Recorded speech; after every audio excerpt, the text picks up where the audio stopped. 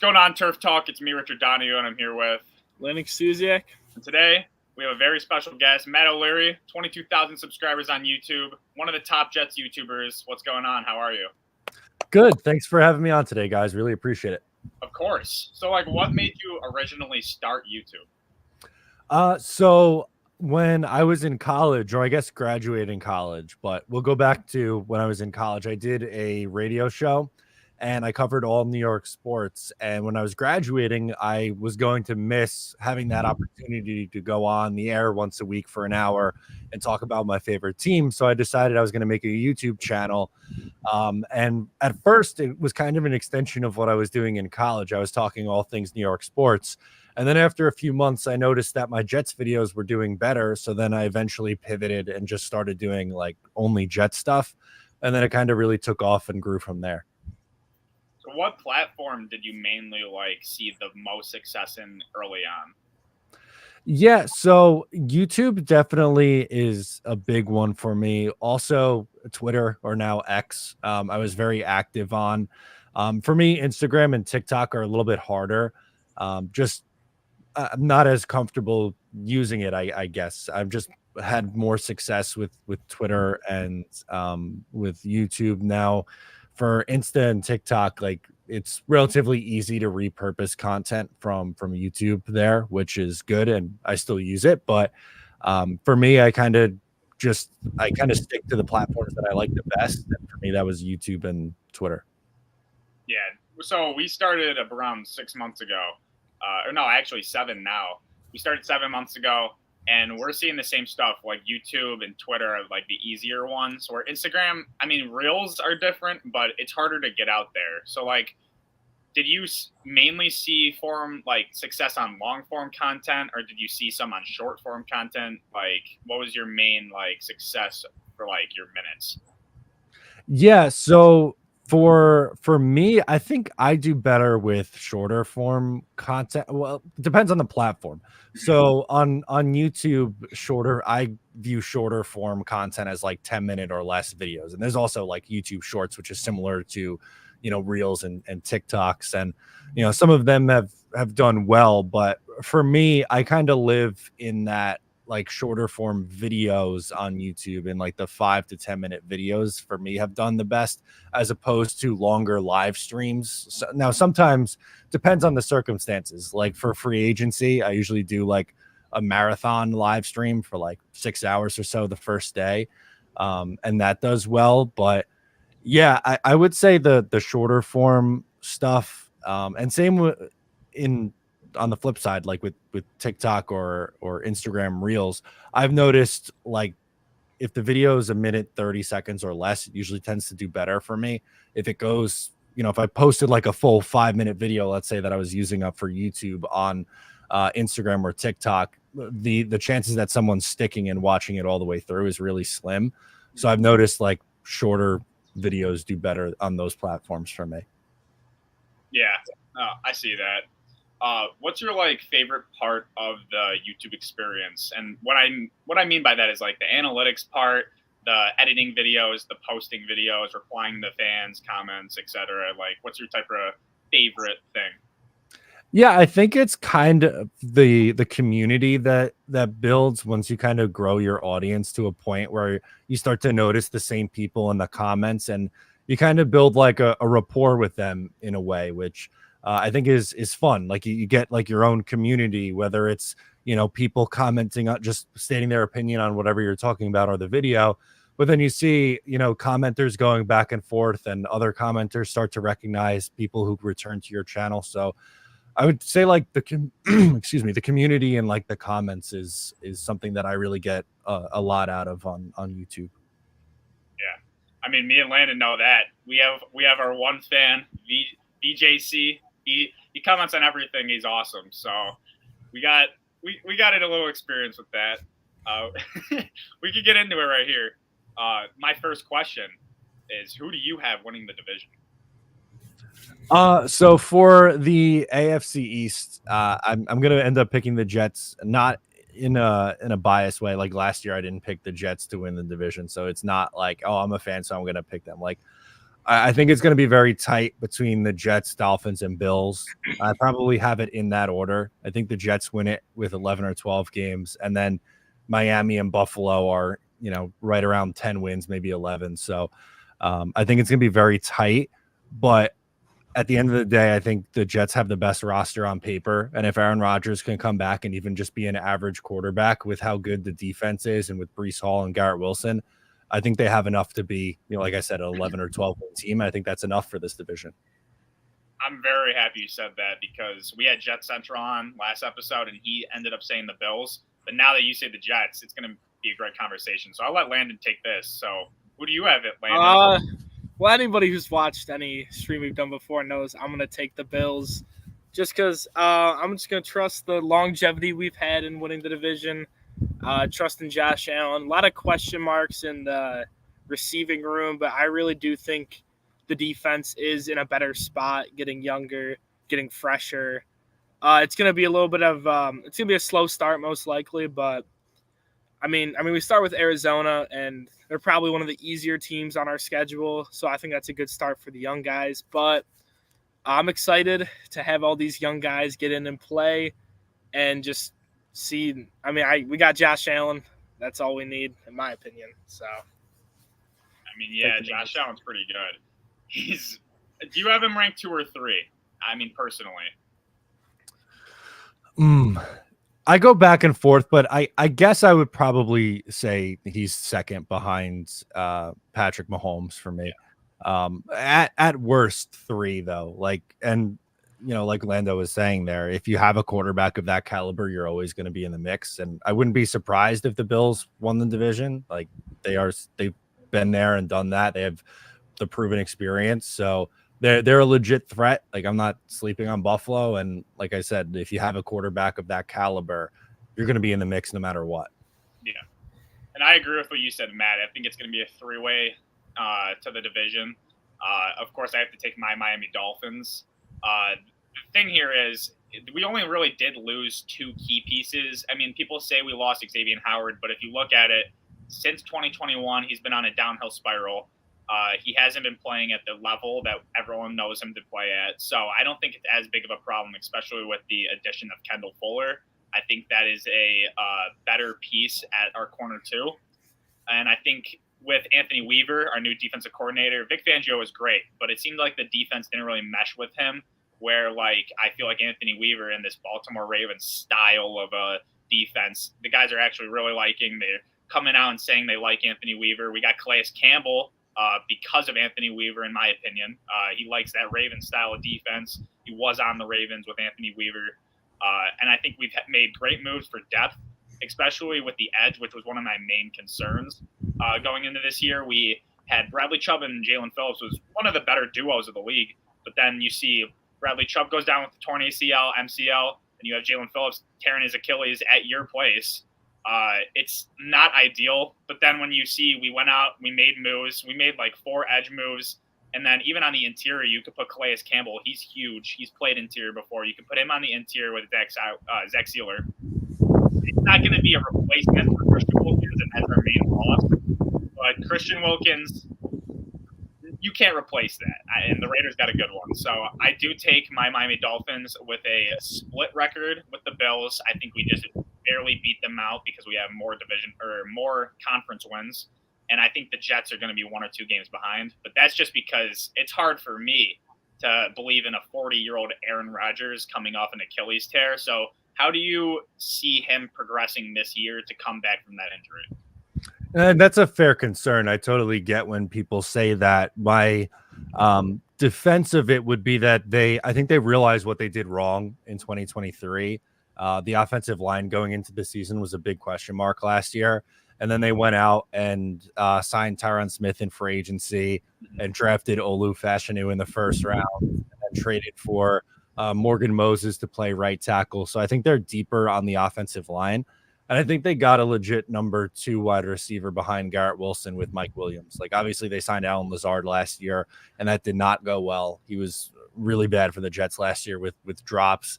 And just could not get on the same page with any of the quarterbacks that played. But even even if the Jets aren't getting a top 5 version of Aaron Rodgers, I still think this is a really good team, because they won 7 games with arguably the worst quarterback room in the league with Zach Wilson, Trevor Siemian, and Tim Boyle. I think that the defense is good enough to where they're going to keep them in most games. And offensively, I think if again their quarterback and Rodgers is just average, similar to what he was his last year in Green Bay, I think that should be enough for them to be a playoff team. But again, I get it with him coming off the injury. Yeah. So here I can personally say I have the Jets going like around 9 to 11 wins, and that's my floor and ceiling for them. But what's your floor for the Jets, and what's your ceiling for the Jets this year? Yeah, so we're pretty similar. I think for me, the floor is 10, and I'm going to put the ceiling on 12. So in a lot of these, I split the difference, and I say I think the Jets are going to win 11 games this year. Realistically, it's going to come down to health for this team. That's what it's been the last couple of years. They've been, ravished with injuries, especially on the offensive side of the ball. If they can stay healthy, I think they'll be a good team. But even if, God forbid, Aaron Rodgers goes down, I feel a little bit more comfortable with Tyrod Taylor quarterbacking this team than I would any of the 3 guys that started games for the Jets last year after Rodgers went down.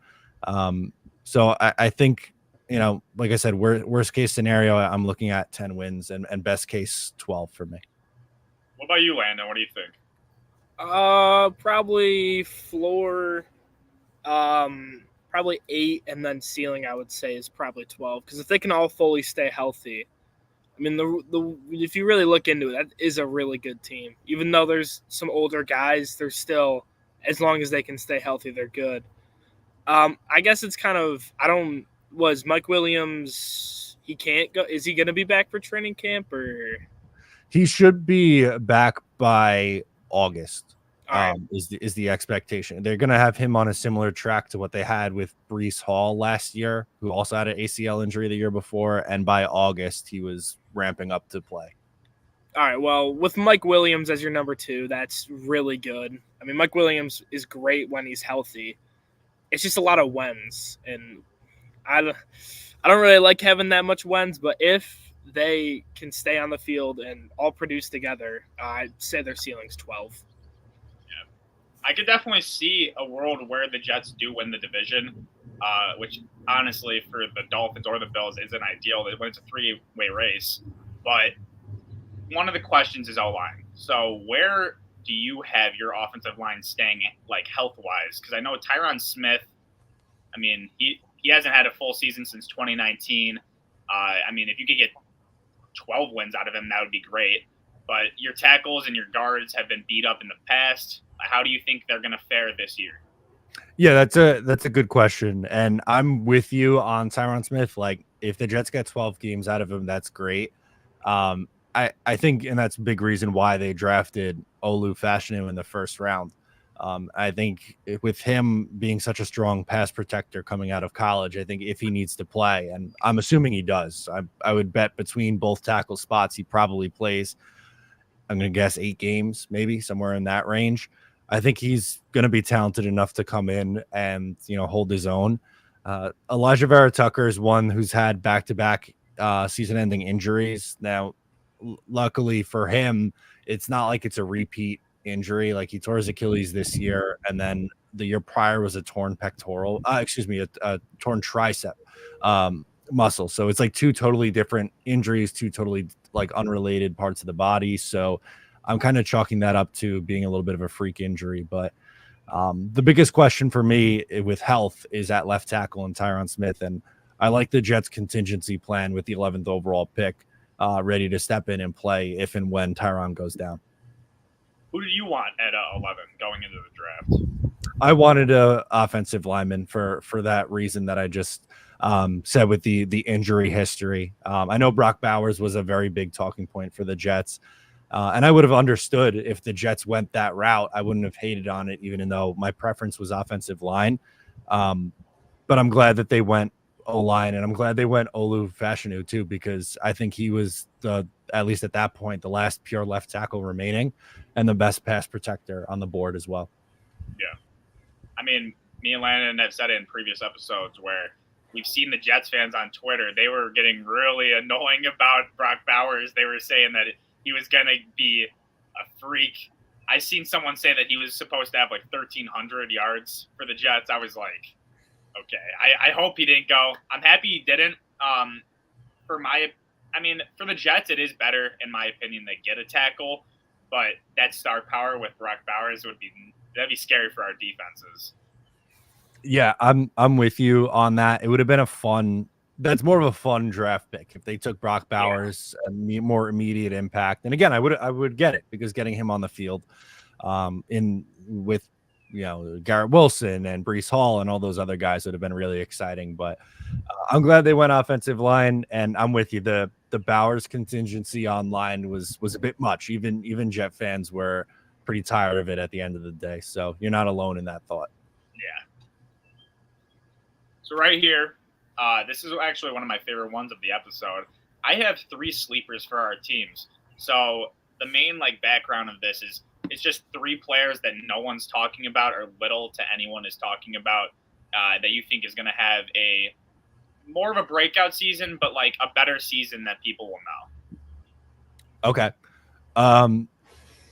So my first one is going to be Tyler Conklin, the Jets tight end. I feel like he doesn't get talked about enough. He's put up pretty decent numbers the last 2 years when you consider the quarterback play he's dealt with. So that's someone who I think will get a boost from Aaron Rodgers. With how many mouths is to feed in this offense, Garrett's going to be a big target hog. So I don't know if we see 800 or anything like that kind of yardage wise from Conklin, but I think if he's in his usual 500 to 600 receiving yards, but maybe adds 6 touchdowns and is a bigger red zone threat, I think he's going to end up being better than a lot of people think. So he would be my first one. I don't know if you want me to rattle off all 3 or how you want to do it. But. We could go every other. So Landon, who's yours first for the Bills? Well, you hear me hype him up all the time, but Terrell Bernard, last year he was just super good. It really shocked me because going into the season, I was not really the biggest Terrell Bernard fan because his rookie year when he played, he looked poor in pass coverage and wasn't really the best tackler out there, but he really stepped it up for the 2023 season. He was one of maybe the best players on that Bills defense. If you compare him and Patrick Queen, statistically, next to each other, Terrell Bernard's stats were better, but it's not all about stats. But you could just see the way he leads the defense as the main play caller, and just how he blitzes too is crazy.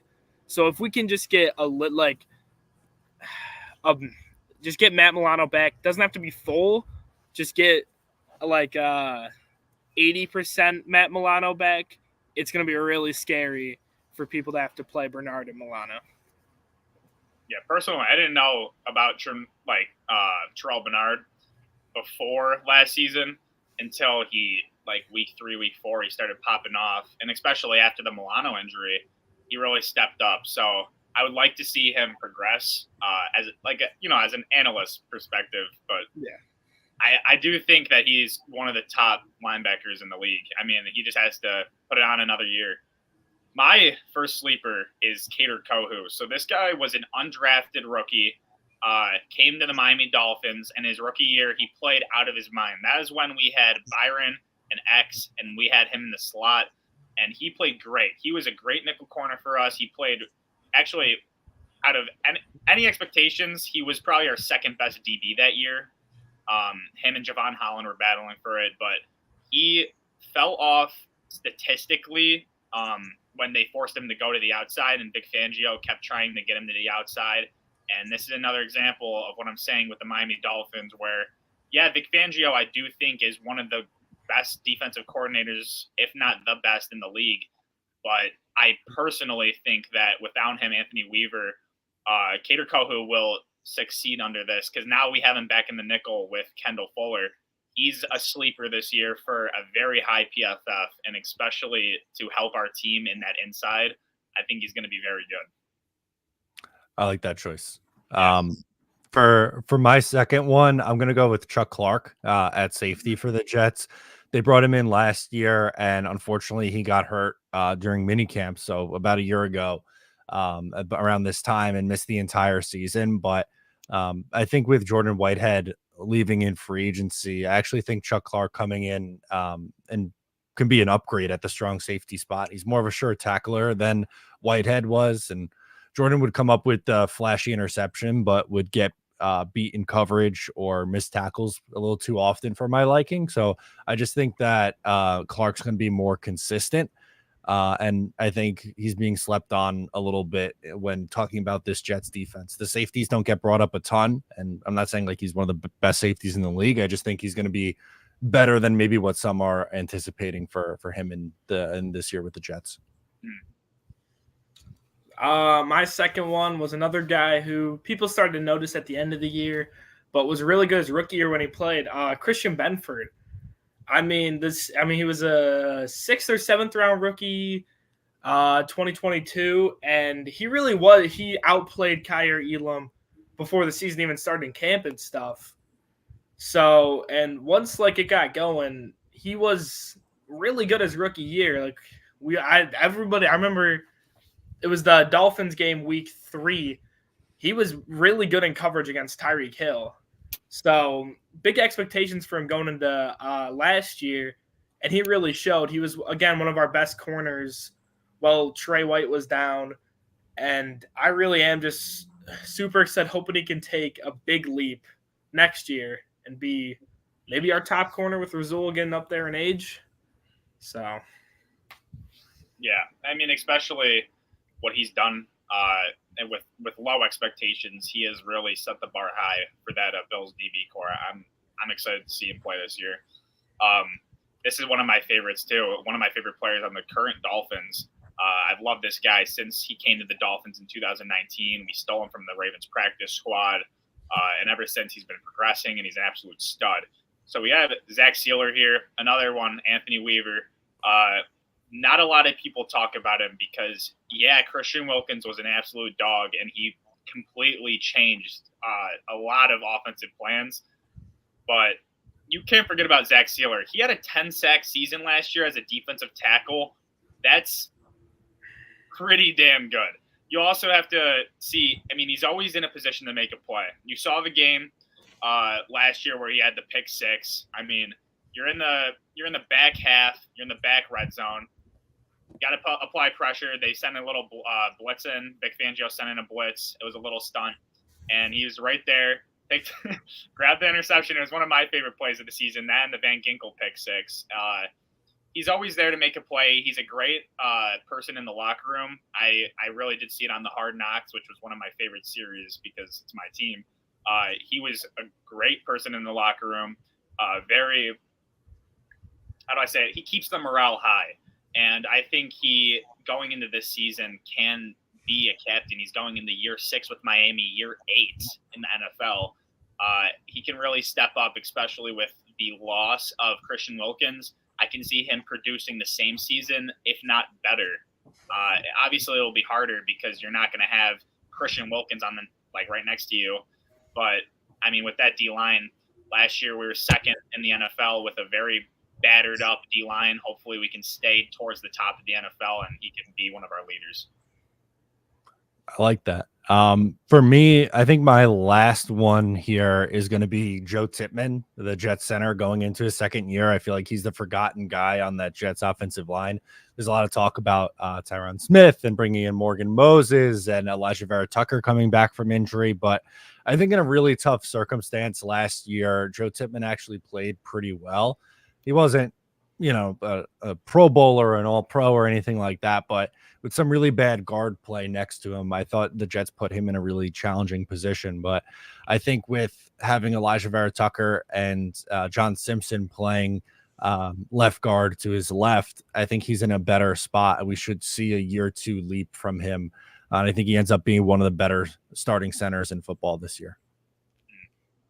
My third guy is I lost my train of thought. Ed Oliver. I mean, he was really, really good last year, and I thought that he should be recognized as a maybe top 10 D tackle in the league, but you just don't see people talk about him, and he really was productive last year. I know Rich likes to talk about a lot with Leonard Floyd. Honestly, Ed Oliver might have been one of our most productive pass rushers throughout the whole year because Leonard Floyd started hot and then he kind of started to fizzle out a little bit. Ed Oliver was hot all year, applying pressure after pressure. He was great in the run game.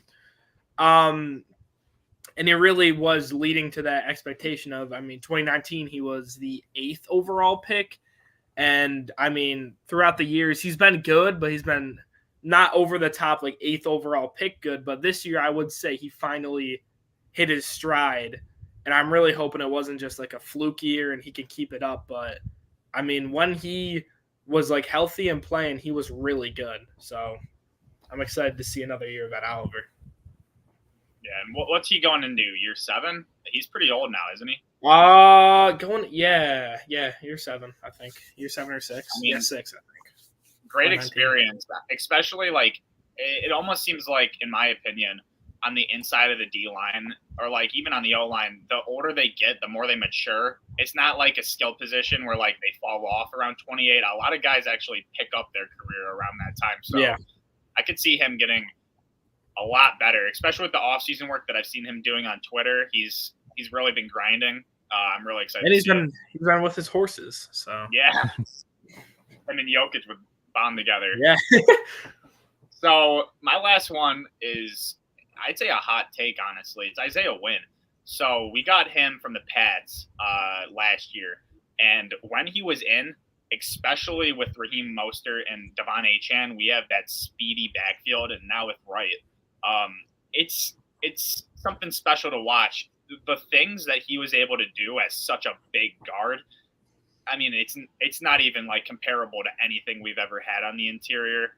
Robert Hunt was good last year, but I think in the beginning of the season, before he got hurt, he was elite. Isaiah Wynn was playing out of his mind. And then you look at the Giants game, that Devon Achane run that was like 80 yards, that was because of Isaiah Wynn, the blocks that he made. He can pull. He's so fast for whatever he is, like 340. I'm very excited to see what he can do coming back from the injury.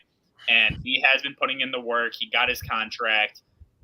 I'm very excited to see what he can do going into the 2025 season. So that's my third sleeper. And honestly, I don't disagree with any of the takes that I've heard today. I like all of Landon's. I like all of Matt's. This is pretty good. Here, now we can do ranking positions. So, as an example, just for the viewers, I'm going to do it. My one QB is Buffalo, because you look at Josh Allen, he's a freak. I don't think we've ever seen a start to a career like his. Other than the interceptions, he has been an elite player. So number 2, I have Tua. It's not a thing on Aaron Rodgers. It's mainly a health concern for Aaron Rodgers, especially him being 40. But Dolphins Tua, he had 4,600 last year. He led the league. He has led the league in a couple stats in the last 2 years, but obviously with health concerns in the year 1 and now going into year 5. Jets number 3, Aaron Rodgers, 4-time MVP, 1-time Super Bowl winner. When you have that resume, you can't be counted out, obviously, no matter what. He had a interesting 2022, and I can't really put that on him because Jordan Love going later into his rookie deal, there was probably a lot of stress and stuff going on in the locker room. I'm sure that it wasn't the best environment to play in. So coming back from the Achilles, I think he can bounce back to a 4,000 passing yard season and like over 30 touchdowns.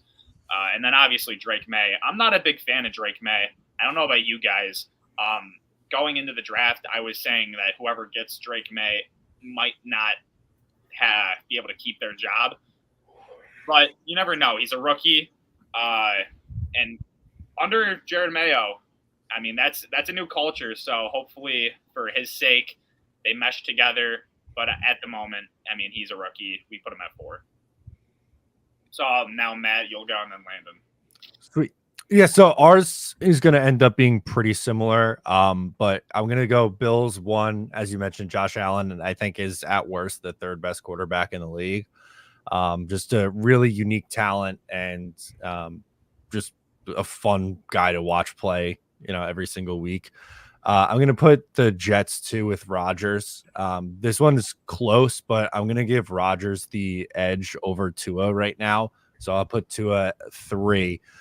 The big thing for me there is I think while there's concern with Rodgers coming off the injury, I think he's proven it a little bit more than Tua has. I think there's some question marks on whether Tua could be the guy or not to take the Dolphins over the hump. Like whether it's late in the year in bad weather games or in the playoffs, they haven't had that success yet. So I think there's that little bit of a concern there. And then for me, the Patriots are 4 with Drake May. I'm with you. I didn't really love this quarterback class as a whole. I know a lot of people really rank this as one of the better quarterback classes, but I have my questions with some of these guys. I think May is very raw and has the chance to be a Justin Herbert or Josh Allen like prospect, but I think it could be a little rough for him, especially early on. So to me, I think he's far and away last in the pecking order. 2 and 3 with the Jets and Dolphins is pretty close, and then I think the Bills at 1 with Allen is the leader of the pack. I honestly don't hate that. I mean, the reasons that you gave, I can see it. Mine's gonna be, I think, the same as Rich. I mean, Josh Allen just leads the way. I don't think it's particularly close either, honestly. There's not another player in the league who plays like Josh. I mean, he's a really good runner. He's not afraid to run anyone over, and he can throw the ball anywhere you need him to. I mean, obviously, they're going to bring up the turnovers, but if Josh is scoring or throwing 30 touchdowns a year and he's throwing his picks, I don't really care. As long as we keep scoring, the picks aren't a problem for me. Number 2, I am going to give it to Tua just because it is Rodgers. I'm still saying it's Rodgers in the new place because he barely really played for him. And I don't know. It's something about Tua. He gets it done with like the bad teams, obviously, but he doesn't really lose to the bad teams. And he does have struggles against really good defenses, but I mean, you can lead him to the playoffs. That's all you can really want from him is just to keep winning. We want to but I mean, he's a really accurate quarterback. I mean, his arm strength is whatever you see in it. I don't really think it's the best arm strength in the league, but it's not the worst either. And then Rodgers he's 40 years old. It's really just age, and his last season that he fully played with the Packers was really up and down. Like, he started super cold, and then he ended the season hotter, and then kind of ended it a little cold. So I'm going to put him in at 3, and then Drake May is just completely unproven. I think it's going to be a really not good rookie season, but he'll pick it up as his career goes. It's a playoff win or bust, especially for the Miami Dolphins this year. This is the last year before people are getting on the hot seat. We've had Greer through 3 different head coaches, and he has done an incredible job drafting, and especially drafting late, drafting early, picking up free agents, trading. He's done a great job, but he's with Mike McDaniel now. This is the last year with no excuses, in my opinion. Mike McDaniel is a great head coach, amazing offensive mind, but you can't just keep doing the same thing, going to the wild card and losing. I get year 1, your excuse was you didn't have Tua. Year 2, the excuse was, it's negative 40-degree wind chills. There is no excuse this year. This is a playoff win or bust type of year for us. So that's my take on it. What do you guys think about the Miami Dolphins situation right now? I agree with you. I think this is, they've taken a little bit of a step forward the last 2 years, and they've made the playoffs, but haven't been able to get over the hump. So I agree. If this is the 3rd year in a row of them making the playoffs and then getting bounced in the wild card game, I think that's a really tough sell to bring everyone back and just say we're going to run it back and try the same thing over again, even though it hasn't worked the last 3 years. I mean, yeah, the AFC is just going to keep getting tougher. And if you every year go in, same guys show them the same look, it'll get predictable. So, this is probably the last year I agree with what you said, Rich, last year for them to just not have firings or make tough decisions. And I fully support McDaniel. I think he's the second best in the division as a head coach. I really do like everything he's doing, especially with the culture, the team. But in the end of the day, it's about winning. And if you can't win in the NFL and you can't win a playoff game, and especially with the Miami culture where we have a lot of success in our history, the undefeated season, and those guys, they want to see the Miami Dolphins win. There's a lot of pressure on Mike McDaniel. There's a lot of former players on the staff. I personally think this is his last year before he's on the hot seat. I don't think they fire him after this year, but I do think they tell him, like, you gotta get some fire under your ass. You gotta go. So another player, in my opinion, that is, or not a player, but a coach that is close to being on the hot seat is, if this year doesn't turn out for the Jets, what happens with Robert Saleh? Yeah, it's a good question. I agree. I think this is the year where you have to win. There's no excuses. Similar like what you were saying for your Dolphins, same thing with the Jets. Like, the roster is really good. You're getting your quarterback back. You know, you're healthier. The offensive line's improved. You can't go 7-10 again. It's time to end the playoff drought. And honestly, you probably have to make a little bit of noise in the playoffs too, because to me, if they go 9-8, they sneak in as a 7 seed and then get bounced right away, I don't know if that's really enough to justify running this whole thing back once again and saying this was some resounding success. Yeah, and I like Saleh. I just don't like how he's handled certain things in this offseason, like the Hassan Reddick and the Aaron Rodgers situation. I don't think he handled the best, but I do like his defensive play calling. I think he's really setting up a good culture in New York, and I think him and your guys' GM have set up a really good team and a really good opportunity, especially with the class of 21 draft and drafting Sauce Gardner and all these guys. You guys have had really good draft picks, and especially going into the later rounds, like 2, 3. Like, you guys have had great picks. Who is going to be like one of your surprises this year? Like, do you think out of the offensive players, like the skill positions, you got Mike Williams, you got Breece Hall. What do you think is going to be like more of a surprise for NFL fans? I think if Breece Hall is healthy and like Aaron Rodgers plays all 17 games, like the whole thing, like Breece Hall might end up being like the second best running back behind Christian McCaffrey this year if the Jets stay healthy, because I think the talent's there. He was a weapon out of the backfield catching passes last year for the Jets. Rushing, I know he was just under 1,000 yards in his first year, coming off the ACL. But the line was just so bad. They used 13 different offensive line combinations throughout the season. So, and with Zach Wilson and Trevor Siemian and Tim Boyle, the defenses were just putting 9 and 10 guys in the box at times because they knew the Jets couldn't throw the ball down the field. So I thought he performed well last year in a really good spot or in a really bad spot, actually. But this year, I think he'll be in a better spot. And I think he proves to be one of the best running backs in football. I'm a big Breece Hall guy. I plan on getting him in a couple fantasy leagues because I think statistically he's going to have a great season this year. So we could go into our running back rankings. We're going to go running back 1 because the running back core is a little weird to do. It's not like a wide receiver, a tight end core. It's situational. So we're going to go your running back 1. Who do you have 1 through 4? Okay, so if we're just doing RB1s, then I would say Jets 1 with Breece Hall, because like I said, I think he's really primed for that breakout. I'll go Dolphins 2, Bills 3, and then Patriots 4. If we were doing the full running back rooms, I'd probably put the Dolphins ahead of the Jets because they also have HN with Mostert, as that kind of 1-2 punch. But for me, is just like looking at the individual who's most likely to lead the team in rushing. I'd probably go in that order for my rankings. What about you, Landon? I'd probably say Breece Hall at 1.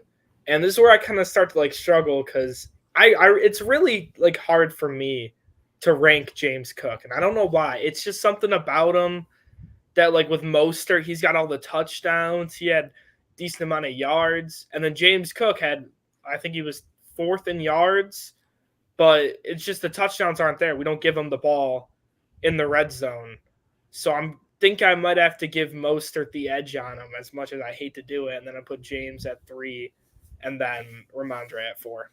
Yeah, and I mean I have the same list. I think Breece Hall is the one. And especially with Mostert, with the 21 touchdown season, I put him at 2. I mean, Mostert broke Ricky Williams' rushing touchdown record and total touchdown record last year, which no one saw coming. I mean, that's incredible for a 32-year-old back. So I think he's got to be my number 2.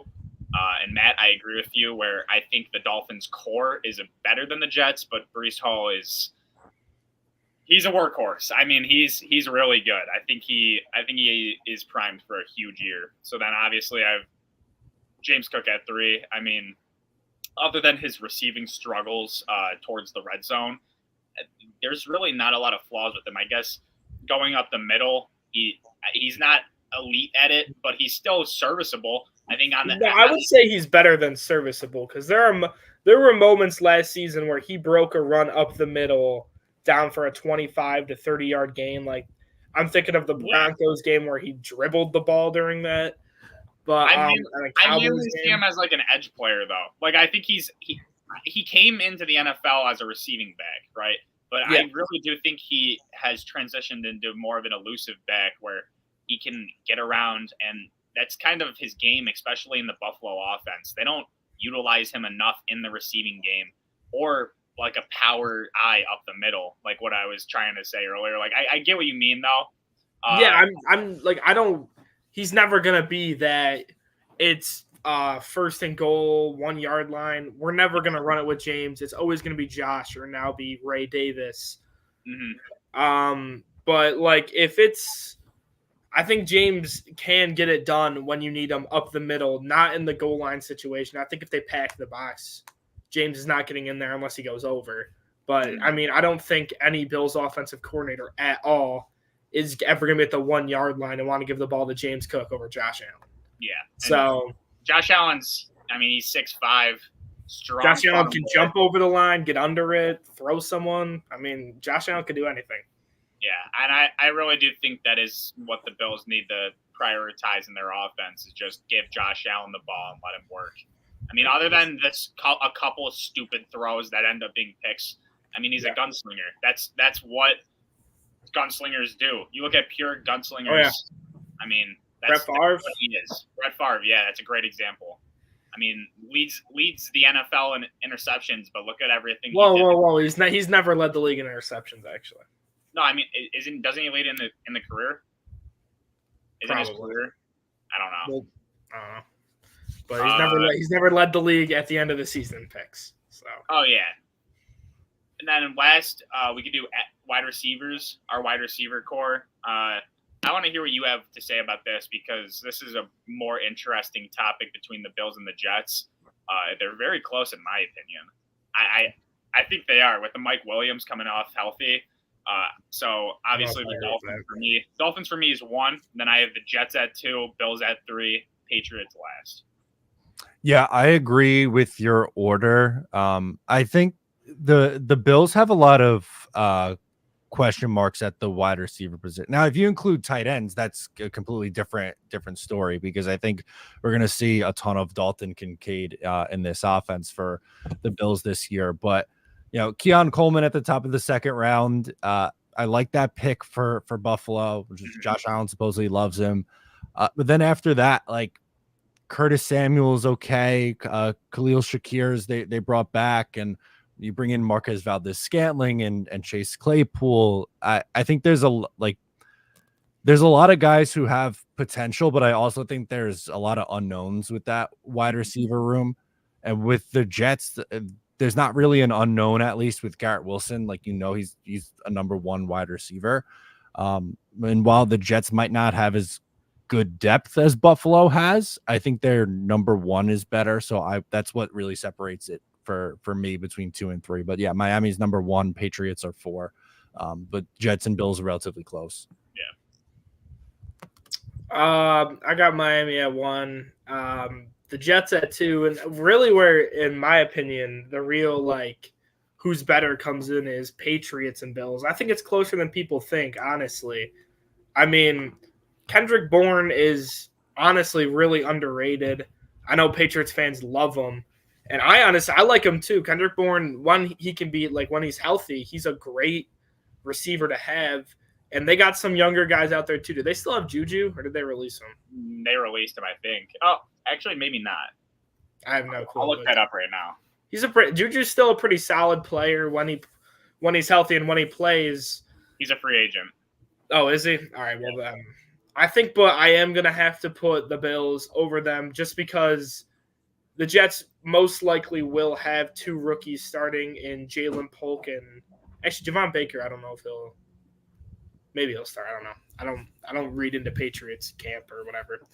But I mean, I really like the Jalen Polk pick, but I like Keon Coleman more than him. And then Khalil Shakir, insanely underrated. I mean, he was at the end of the year, he became a Bills number 1 with Diggs just not showing up ever. So Valdez-Scantling, I really like him as a rotational guy.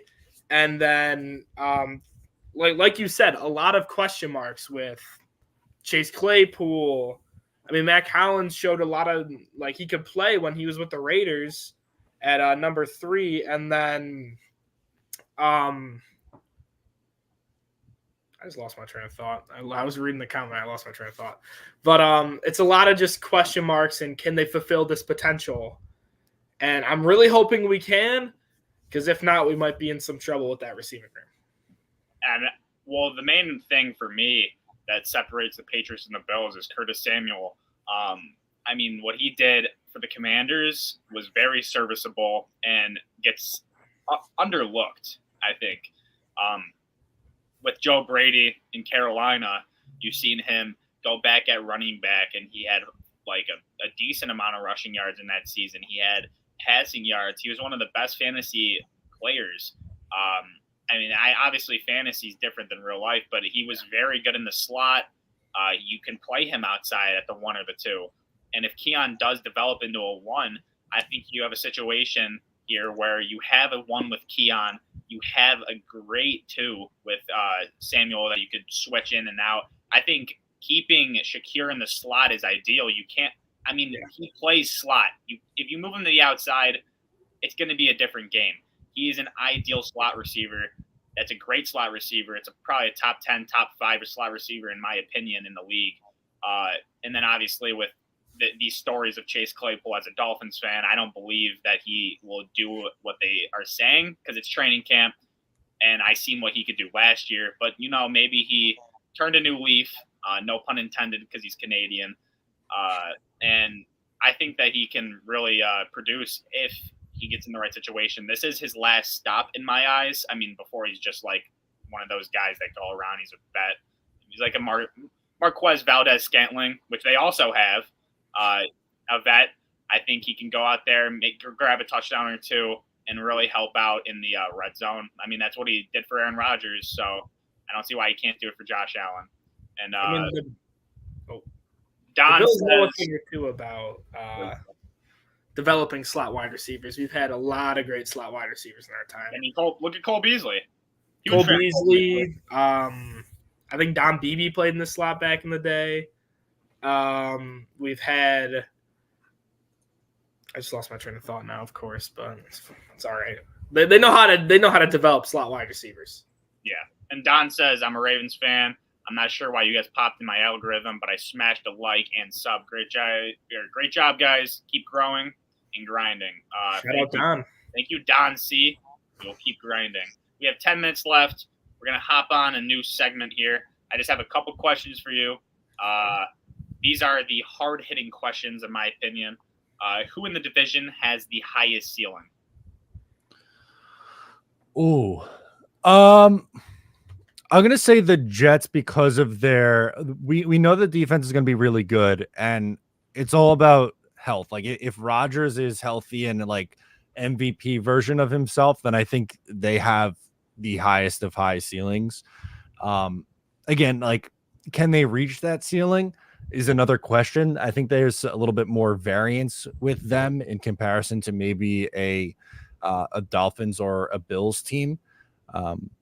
So from a consistency standpoint, I don't know if I would put them there, but from a straight ceiling, I think you can make a case the Jets do, because they have some wild cards with their veterans, and depends on like what they get out of Tyron Smith, Aaron Rodgers, Mike Williams, guys like that who they brought in on 1-year deals. Yeah, the Jets are a very good organization, in my opinion. I think they have one of the better organizations in the league. Their facilities were ranked high. Everything, like the players speak very highly on all the coaches. I mean, Sauce Gardner has gone out on his stream and said that he thinks the Jets have the best organization. I wouldn't go so far to say that, but I think they have a good organization and a very good foundation for something to build off of. I agree with you, though. I think it is going to be, if those question marks turn out into check marks, to see what really happens there. So, Landon, what about you? Who do you think has the highest ceiling? Probably the Jets. I mean, just based off potential, and I mean, there's a lot of it on that team. But again, it's a huge what if they can all stay healthy. But assuming they all stay healthy with like potential and ceiling, I think it's almost easily the Jets. I mean, really talented roster. It's just if they can all put it together at the end of the day. Yeah, and I mean, I'm the last one, so I got to be different here. I'm gonna go with the Dolphins. No bias. I have reasoning. You have Mike McDaniel, who is one of the best play callers and schemers in the NFL, and he really has shown that with the 70-point win against the Broncos and multiple differences. What I would like to see is if he can do it against these top defenses and teams with winning records. I mean, when you go into the division side of things, you look at Tua's record in the previous years in his career. He is undefeated against the Patriots, and he's undefeated against the Jets. And he has one win against the Bills, where he came back with a concussion, and he should not have played. But he has 6 losses against the Bills also. So that's the problem that I'm having personally, is the Bills. Can we get over the Bills? But if we can figure out a way to put all of these fast developing plays on these like top defenses and like winning organizations, I think the sky's the limit for the Miami Dolphins. And who knows? I mean, there's so much speed on that field. I can't even describe it. I mean, it's so fast. We play so fast. We play with so much finesse. I'd like to see a little bit more power, though. So staying on the same topic, what do you guys think about Miami? Yeah, for me, I think you bring up a good point about the speed that the Dolphins play with. I think, it's scary with Tyreek Hill and Jalen Waddle and Mostert and you just go right down the list. It is a very, very good offense, and Tua, he gets a lot of flack for how he plays sometimes, but I think he's a good distributor of the football and kind of gets the guys in his hand, gets the ball to his guys and gets it in their hands and kind of lets them do their thing, yards after the catch and all that. I think they're a very, very good team. But for me, really, it's just I've got to see it this year. We haven't really seen them take that next step and prove that they could, make noise come playoff time. I think they're going to be a playoff team again this year. My question is, how far do they go now? And is Tua the guy who can take them to the next level and win them a playoff game or two? I mean, yeah, they're a good team, no doubt. But it really is my biggest question for them is that interior offensive line and just the O-line in general. I mean, like the D-lines in this division are unreal. I mean, the Jets, if they can get Hassan Reddick like in the building, that's a really like hard task to have to block. And with the offensive line that didn't take the biggest leap forward this year after they lost a few guys like Robert Hunt, which I mean, I wouldn't have paid him $100 million, so that's a plus for them. But Connor Williams, if you can't get him back, if he stays retired, I mean, those are some big hits, and those interior guys having to block Quinnen Williams, Ed Oliver, blitzing Milano, Bernard, Quincy Williams, any of them, any linebacker blitzing in the division. I mean, the Patriots even got some good linebackers too. It's going to be a really big task as if they can keep Tua upright and not under pressure, because I really do think Tua plays his worst games when he's under pressure a lot. And that's where I'll say that's how the Bills got to beat him this year, is that we need to stop having our pass rush. I know we don't play them at the end of the season again, but like in the beginning of the season, our pass rush is super hot. And then it's literally been every year since like 2019 or 2020. The pass rush starts hot and then it just fades in the playoffs. I mean, Leonard Floyd, who was our lead pass rusher this year, I mean, I don't think he had any pressures in the playoffs. He had 1 tackle, no sacks. I mean, it really was just all Greg Rousseau. And I love Rousseau, but he's not, I don't think, a dominant pass rusher in the league. He's good, but he's not a dominant force. Where if you can't put like Tua and that offense under pressure, they will pick you apart. And the weird part about that is Tua has the least time to throw like per pass in the league. Like he throws the ball as quick as he can. I think it's around 2.1 seconds on average, which is, I think that's it's mainly a speed thing where how fast our guys can get out. But it's more of, instead of pressure, I would say it's more of when our receivers get jammed.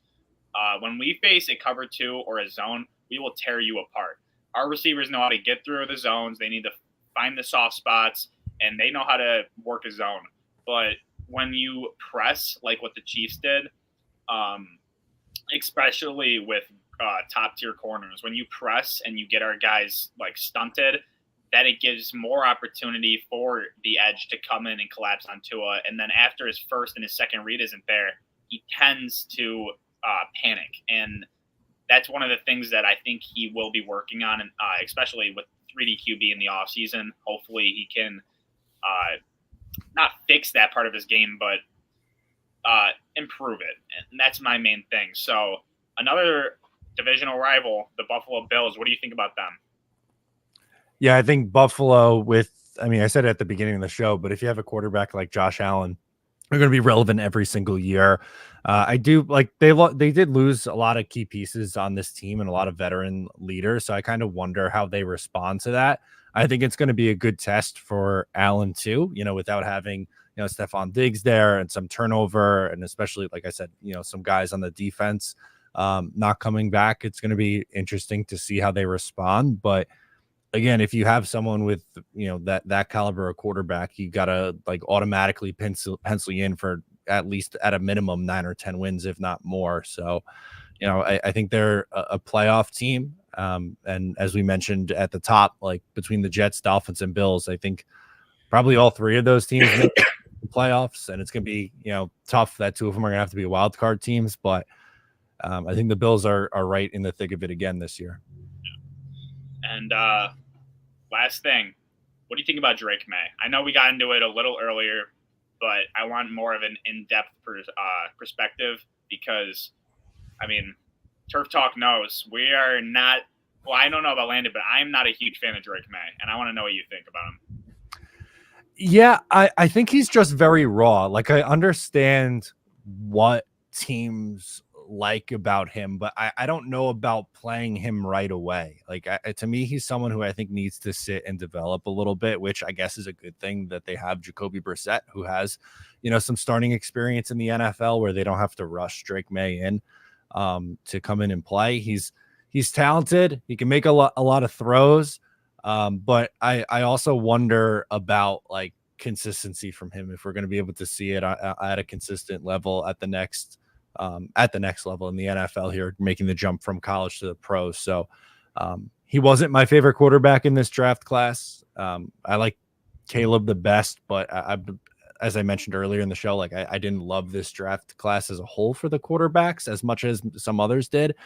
So it's hard to scout these guys. It's, every year we have people who we think are going to be great and they go to the next level and they're not very good, and guys who we have question marks about and go to the next level and are great. So it's very, very challenging to do, but I'm not the biggest fan of him, and I think it's going to take him a couple years before we maybe see him take that step.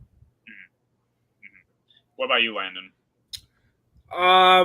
Definitely start Jacoby first kind of guy, but from what I've been seeing out of like their mini camp and stuff, is he's improved every day, which that's really good to see from your rookie quarterback, that they can keep improving, going through the challenges and just keep coming up with new things to perfect their game. But I would definitely start Jacoby for the beginning of the season, because it's not like they're going into a season where they're going to contend or need to contend. Like, I think everybody in that organization understands that it's kind of rebuild mode, and if you underperform, you underperform. I don't think they're going to fire Gerard Mayo after one season unless he's the worst coach of all time and is like god awful and they go 0-17 or something. But I don't think the pressure needs to be on Drake May to really succeed immediately, and he can kind of just take a break, take a breather, learn as the game goes, and hopefully get some flashes his rookie year that look good. So when I look back at especially raw talents, it's mainly like raw and NFL ready, and the raw talents, the ones that go to elite organizations. I'll give an example like the Green Bay Packers. You see, I mean, Aaron Rodgers was raw. Jordan Love was raw. They sat and then they developed, and look at them. I mean, Jordan Love is playing at an elite level, almost a top 5 level last season. But after this year, I mean, he could be in the top 5 conversation for sure. Aaron Rodgers really developed at, behind, I'm blanking. Favre. Yeah, Brett Favre. I keep thinking Bart Starr. way too old. But yeah, it really matters when you're a raw quarterback, in my opinion, is to develop him. Like Josh Allen went into a really good situation. Sean McDermott ended the drought. Brandon Beane, I think he's one of the top GMs. And he went into a really good situation to go develop. And I think he did a great job developing. Herbert, I mean, he developed instantly.